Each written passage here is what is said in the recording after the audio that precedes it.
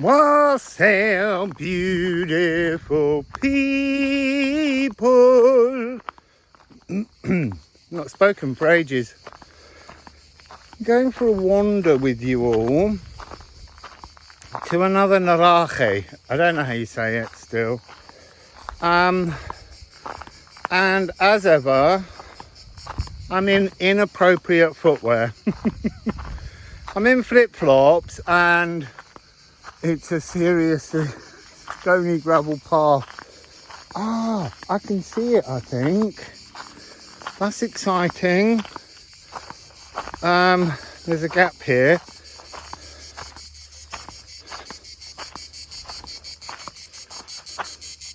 There.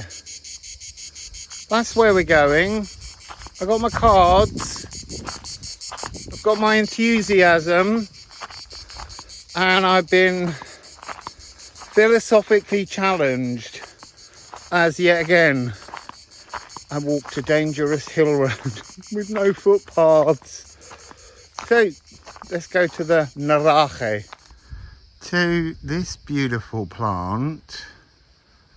I believe is a prickly pear, and in Malta they make a traditional alcohol that was a recipe created by the Knights Templars.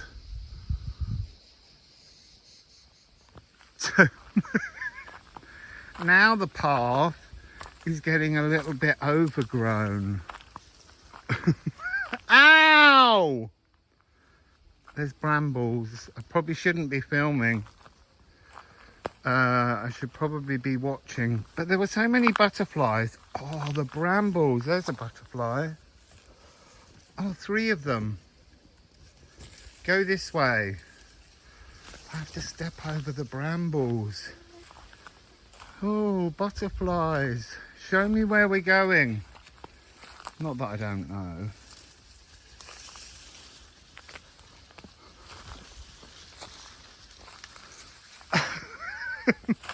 I'm having to lift the bamboo.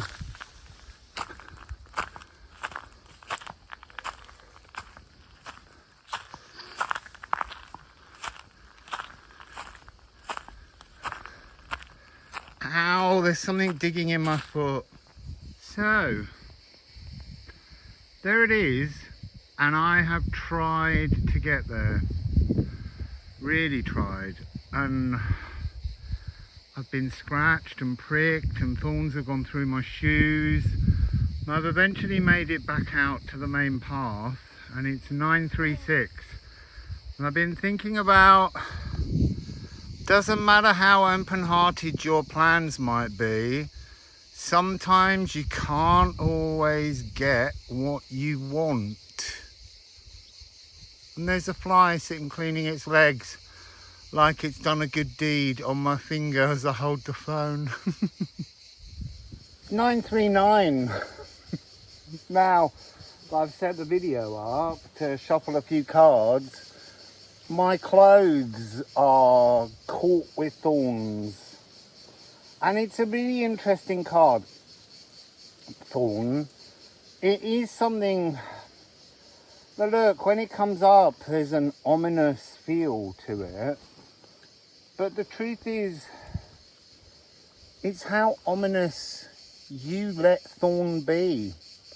How much fear do you want to empower that rune with? Or do you want to see it as a delightful opportunity from the fairy folk, or whatever you see that live within the world of nature? There's another bush tree in my back. It's all very uncomfortable, but I'm not bothered. So I made contact this morning with one of my friends in Malta, and she's very excited to see me when I get there. I also feel like I need to follow the fairies was my overriding motive this morning. And I wanted to go and see lots of the fairy mounds, but they're all quite inaccessible, or there were no hotels or Airbnbs nearby so that I could walk to them. And coming here today, it feels like the fairies said, you don't follow us, we follow you at points, or they reveal themselves to you at key parts in their journey. They're like, who are you to imagine you should follow us? So I'm just gonna head south to Cagliari because there's a lot of magical things around there. So that's the plan. Other than that, I mean, I almost got to the stage where I was like, I know, I can see why everyone says hire a car and then I could just drive anywhere. Because everywhere is accessible then. But that's not this trip. This trip is public transport and feet. So, oh, stop prickling my back, please.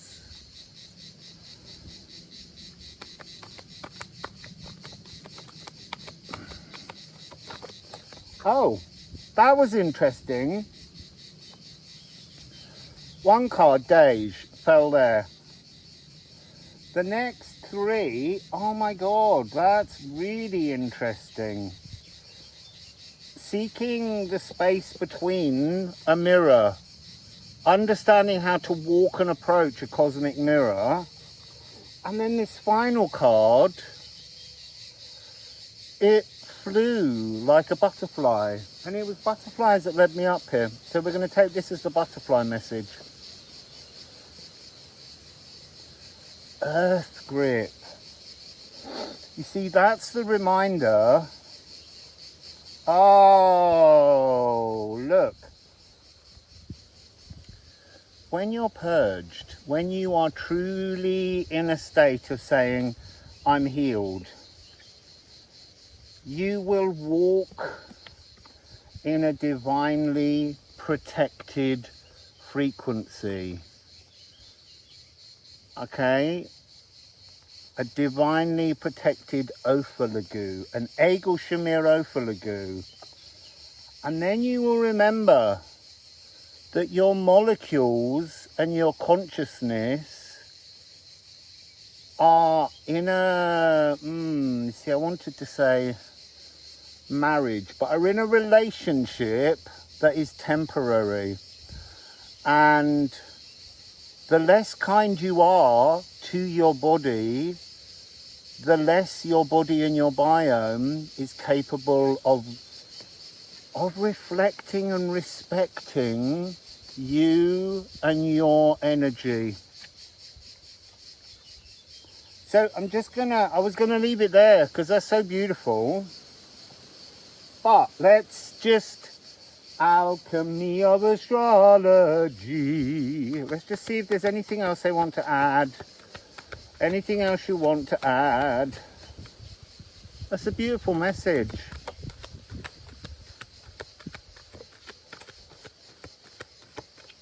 To the first one, Monas Hieroglyphicus and South Node. The other way around. Monas Hieroglyphicus and South Node.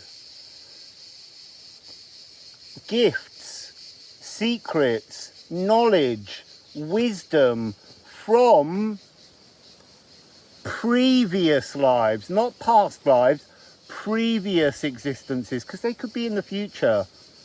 And they probably are. For most empaths, you've certainly led lives distantly in a more harmonious space.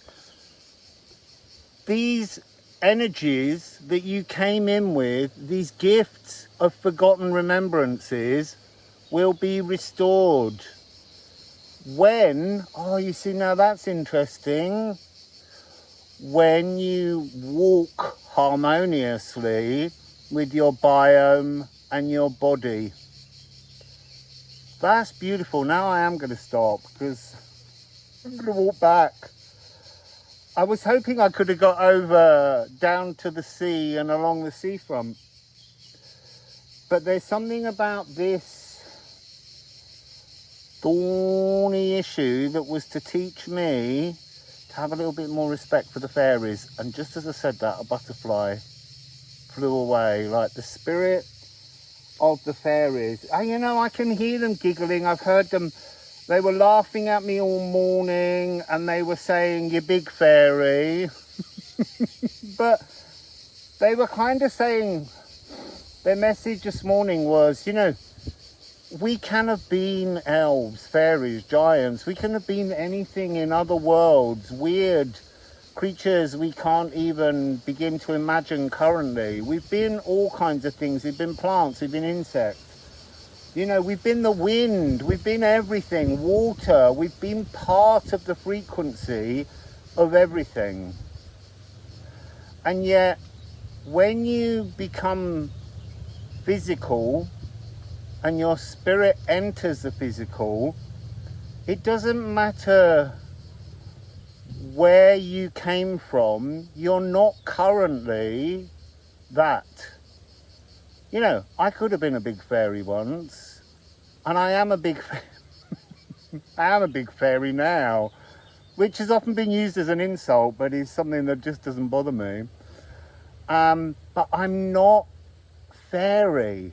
I'm of, maybe, I could be of giants, I could be of pink aliens, I could be of elves. But while I'm physically incarnated, I'm not them, I'm of them.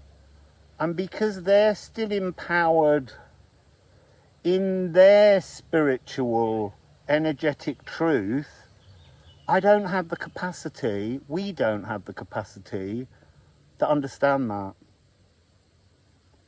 fully. Anyway, I don't know where that came from. What I do, it came from them. It's just a message they wanted to tell us. Power lies within spirit. Spirit animates the physical. There's something about biome being an energetic life force, and that also animates the physical, and it is its own tribe, and it colonizes cells, surfaces, insides, and it has a very ancient linear magic. So there you go. My skin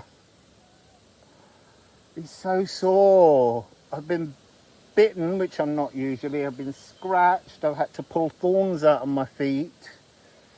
But it was a beautiful experience, just teaching me that my willful self-determination to have things that I desire doesn't always materialize. Sometimes we can, in our open, loving way, enter a little spiritual cul-de-sac so that the universe, the cosmos, can remind us, wow, that's interesting, that they're in control, but that isn't what they mean. That we sometimes walk or swim into the wrong frequency when the energy wants to come this way and we're determined to push ourselves through. You can push yourself through, but then the thorn, the portal, the giant portal becomes harder and more troubled. So that's that spiritual cul-de-sac moment. As quickly as you can realise it, turn round, go with the flow. Remember, you are the wind. So, I'm going to walk back now. Have a nice day.